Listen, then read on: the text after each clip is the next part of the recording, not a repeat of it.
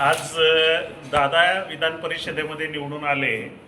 ज्या जेवढा आनंद दादांच्या कुटुंबियांना झाला, इवन त्याच्यात दसपट आनंद आमच्यासारख्या सवंगड्यांना झाला.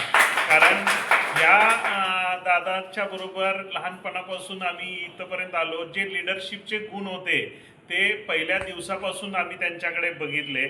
त्यांच्या वडिलांचं सुद्धा शैक्षणिक पेशामध्ये त्यांनी सुद्धा प्रचंड काम केलं. संस्कार त्यांच्या आईने एवढी मेहनत करून ह्या मुलांना एवढं वाढवलं.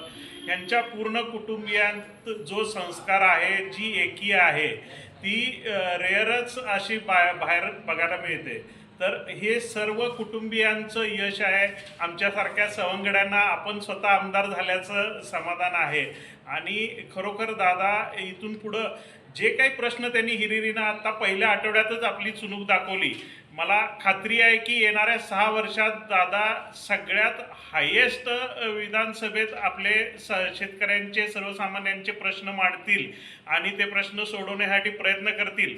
ह्याच्यावर आमच्या सर्व सवंगडी ग्रुपचा ठाम विश्वास आहे. आणि दादांना त्यांच्या भावी वाटचालीसाठी संपूर्ण सवंगडी ग्रुपतर्फे शुभेच्छा.